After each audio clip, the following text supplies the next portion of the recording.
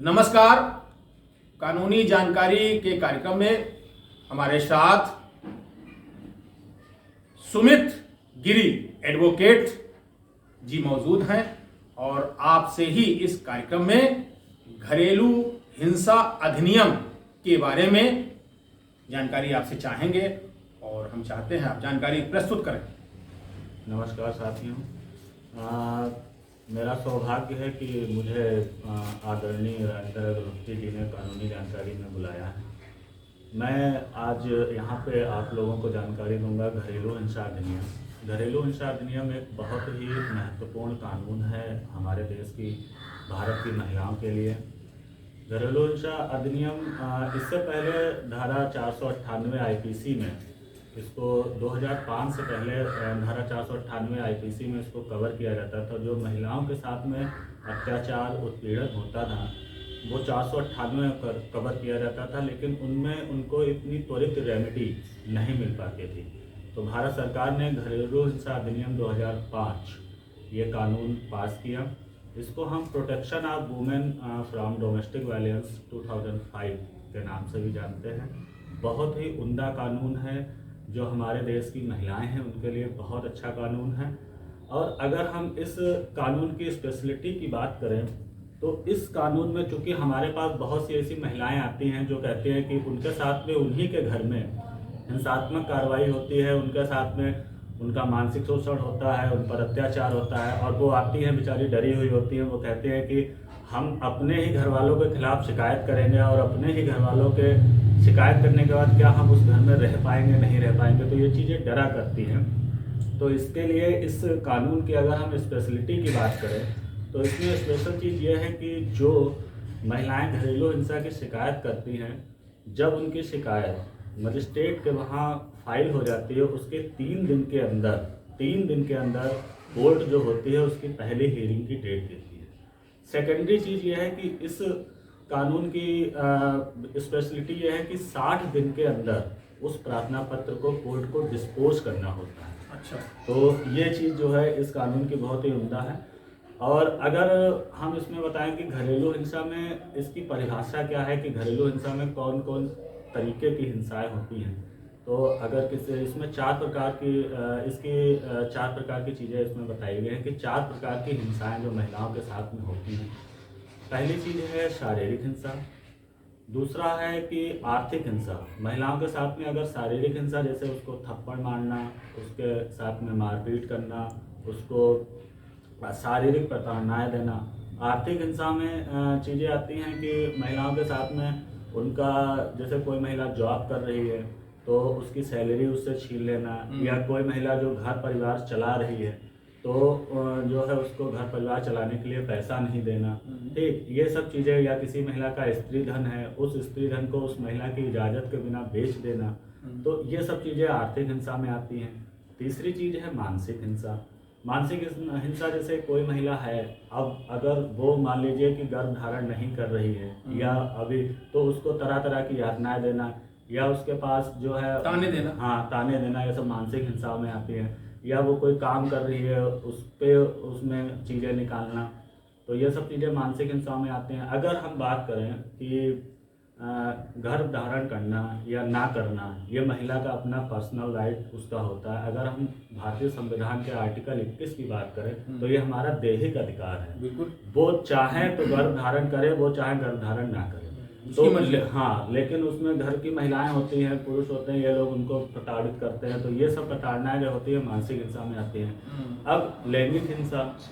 लैंगिक हिंसा ये होती है कि महिलाओं के साथ में घर के ही अंदर जो है, अगर उसका पति है तो उसके साथ में लैंगिक संबंध उसकी इच्छा के विरुद्ध बनाता है, तो ये सब चीज़ें होती हैं वो लैंगिक हिंसा में आती हैं। तो इस अगर घरेलू हिंसा अधिनियम 2005 की बात करें तो इसमें बहुत ही व्यापक स्तर में महिलाओं के उत्थान के लिए, महिलाओं को हिंसात्मक चीज़ें जो उसके परिवार में ही उसके अपने ही करते हैं उससे उनको संरक्षण देने की बात ये करता है। बहुत अच्छा कानून है।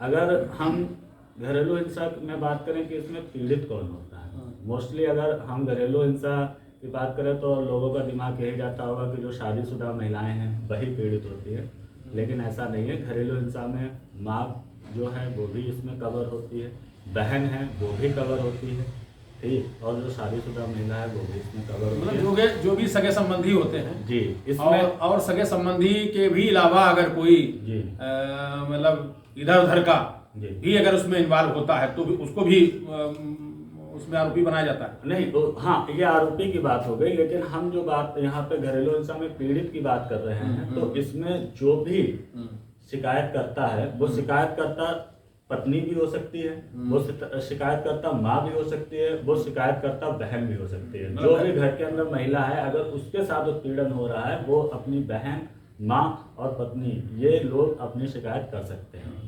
अब बात आती है कि इसमें घरेलू हिंसा में शिकायत किसके पास करी जाए, महिलाएं जो है वो किसके पास जाए। तो इसके लिए 4 चीज़ें हैं, 4 ऐसे स्टेशंस हैं जहां पे जाके कोई भी महिला जो है अपने उसके साथ में जो हिंसात्मक कार्रवाई, घर के अंदर हिंसात्मक आचरण हो रहा है उसके खिलाफ शिकायत कर सकती है। पहला है थाना, वो थाने पे जाके अपनी बात प्रार्थना पत्र के द्वारा दे सकती है। दूसरा, हर जिले में प्रोटेक्शन ऑफिसर बनाए गए हैं, इस कानून में स्पष्ट रूप से उल्लेख है। तो और जैसे अगर हम मध्य प्रदेश वगैरह राज्य की बात करें तो वहाँ पे सखी सेंटर बने हुए हैं, तो वहाँ पे और अपने यूपी में जो है प्रोटेक्शन ऑफिसर्स हैं हर जिले में, तो महिला प्रोटेक्शन ऑफिसर के पास जाके अपनी बात कह सकती हैं। इसके बाद जो NGOs हैं, जो भारत सरकार या राज्य सरकार के अंतर्गत रजिस्टर्ड NGO हैं, जो महिलाओं और बच्चों के उत्थान के लिए कार्य करते हैं, जिनको हम SPs बोलते हैं, SPs मतलब सर्विस प्रोवाइडर्स, तो वो वहाँ पे भी जाके अपनी कंप्लेंट कर सकती हैं। इसके अलावा वो किसी अधिवक्ता महोदय के माध्यम से जो है डायरेक्ट न्यायालय में जाके मजिस्ट्रेट के वहाँ अपनी शिकायत जो है फाइल कर सकती हैं। और इसमें शिकायत करने का अगर प्रोसेस की हम बात करें कि प्रोसेस क्या होता है, तो जो महिला के साथ में घर के अंदर उसके साथ हिंसात्मक उत्पीड़न जो हो रहा है उसकी एक शिकायत जो है, उसके साथ क्या हुआ, क्या किया जा रहा है, क्या बोला जा रहा है, कैसे उसको तंग किया जा रहा है, वो सारी बात एक प्रार्थना पत्र के द्वारा, अगर पढ़ी लिखी नहीं है तो बोलकर, तो जो प्रोटेक्शन संरक्षण अधिकारी हैं या जो उनके अधिवक्ता महोदय हैं वो उनको माननीय न्यायालय में एक प्रार्थना पत्र जो कि धारा 12 के अंतर्गत होता है, तो धारा 12 के अंतर्गत जो है वो उसमें कर सकते हैं। अगर कोई महिला जो है वो शिकायत नहीं कर पा रही है, डरी हुई है, तो अगर इस अधिनियम के हम सेक्शन 4 की बात करें, सेक्शन 4 को अगर हम पढ़ेंगे तो सेक्शन 4 की बात करें तो उसमें हम देखेंगे कि जो उसके नातेदार हैं, रिश्तेदार हैं, तो वो सेक्शन 4 के अंतर्गत जो है वो भी शिकायत माननीय न्यायालय में या सर्विस प्रोवाइडर्स के द्वारा या थाने में जाके उस महिला के पक्ष में कर सकते हैं। अब बात आती है कि इसमें रेमेडीज क्या क्या मिलती हैं महिला को। तो अगर इस अधिनियम में हम बात करें कि धारा 18, धारा 19, अगर हम इन चीज़ों को देखें तो रेमेडीज़ की बात करें तो पहला तो संरक्षण का अधिकार। माननीय न्यायालय, जैसे कि मैंने शुरुआत में ही बताया था कि माननीय न्यायालय जो है इसमें पहली हीयरिंग 3 दिन के अंदर देगी और 60 दिन के अंदर इस प्रार्थना पत्र को डिस्पोज करेगी। तो इसमें संरक्षण माननीय न्यायालय जो है, अगर उसको प्रथम दृष्टया ये लगता है कि कहीं ना कहीं हिंसात्मक कार्रवाई हुई है, तो वो 3 दिन के अंदर पहली हियरिंग, क्योंकि मोस्टली होता क्या है कि महिलाएं मुकदमा करती हैं तो और लोग जो उनके पति है या जिनके खिलाफ मुकदमा है वो प्रेजेंट ही नहीं होते न्यायालय में, उसको बेमतलब लिंगरान करते हैं। तो इस कानून की स्पेशलिटी यह है कि 3 दिन के अंदर अगर वो नहीं आ रहे हैं तो माननीय न्यायालय को अगर प्रांगा व्यवसाय ये लगेगा, प्रथम दृष्टया लगेगा कि ये जो है इसके महिला के साथ में उत्पीड़न हुआ है, तो वो एक्स पार्टी आदेश कर देगी। अच्छा, हाँ, तो एक्स पार्टी आदेश करेगी। एक्स पार्टी आदेश में जो पहला है वो प्रोटेक्शन का अधिकार देगी कि यानी कि जो व्यक्ति या जो घर की स्त्री या महिला जो भी उस महिला के पीड़ित के साथ में उत्पीड़न उसका कर रही है, हिंसात्मक एक्टिविटी कर रही है, तो उसको उससे संरक्षण देना, उसको बाउंड कर सकती है, उस पति को बाउंड कर सकती है कि जहाँ वो महिला निवास कर रही है आप वहाँ नहीं पहुँचोगे, आप नहीं जाओगे, ठीक है। या जो उसका, जैसे मान लीजिए उसका पति स्त्री धन उसका बेचना चाह रहा है या वो चीज़ है, तो वो उस पर जो है रोक लगा सकती है कि उसके गहने या जेवर हैं या कोई बैंक में लॉकर है तो उसको जो है यथास्थित रखा जाएगा, उसको नहीं बेचा जाएगा। तो ये एक संरक्षण का, प्रोटेक्शन का उसको रेमेडी मिलती है। दूसरा मिलता है क्षतिपूर्ति का।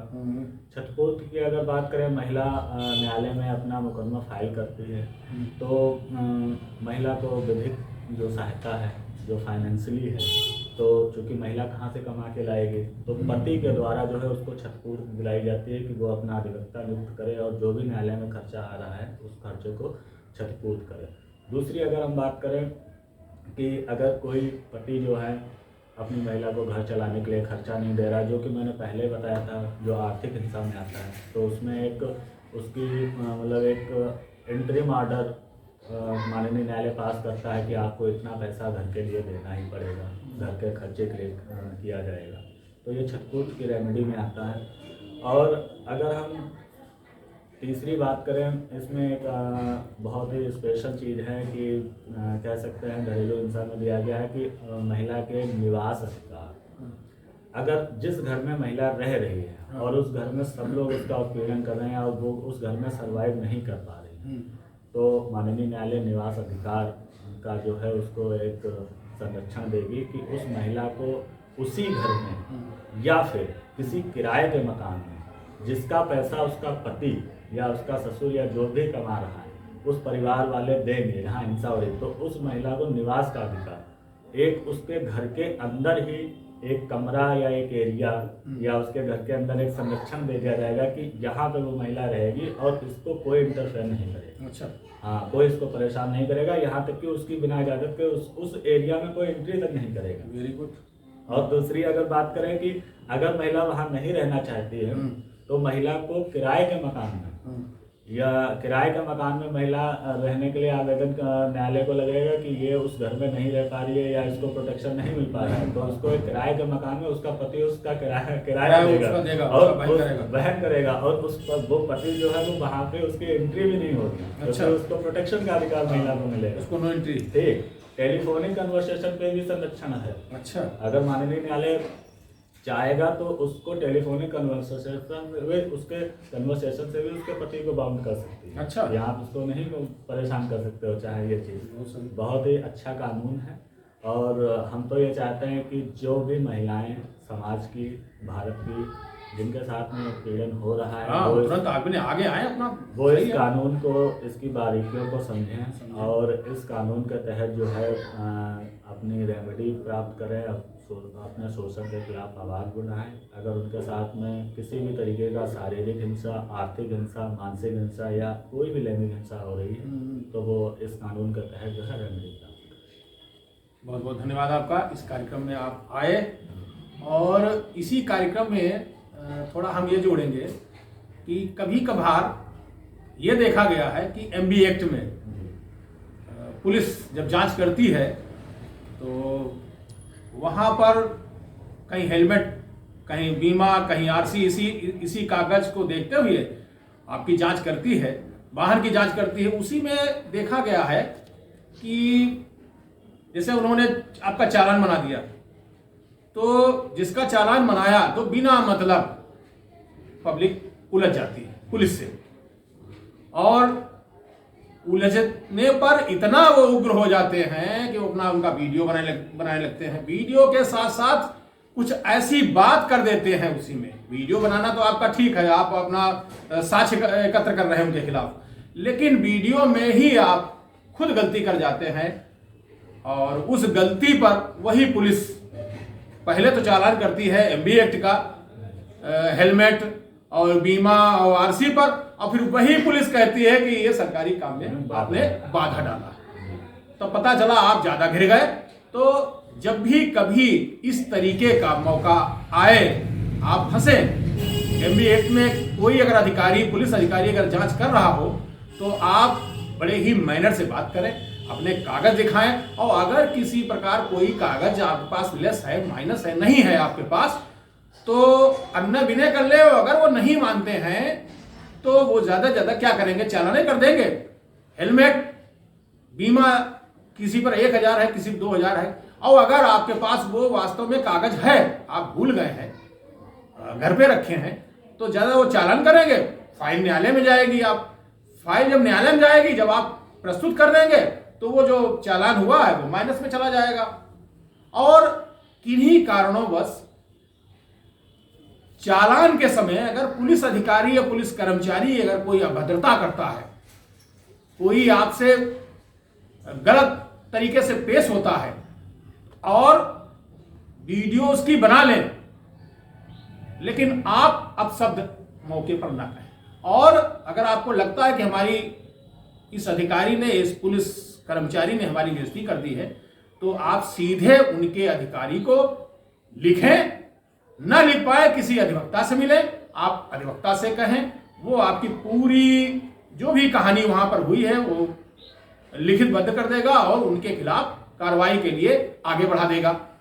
तब भी कुछ नहीं होता है तो आप न्यायालय में आप परिवाद डाल सकते हैं। ऐसा तो है वकील साहब, परिवाद डाल सकते हैं, कंप्लेंट कर सकते हैं, 156(3) कर सकते हैं, और फिर देखिएगा जो पुलिसकर्मी आपके साथ अभद्रता की है जिसने, उसको देखिए कैसे पनिशमेंट मिलता है। लेकिन अगर आप मौके पर उलझ जाएंगे तो उनके पास इतने अधिकार होते हैं कि आपको ही उलझा देंगे।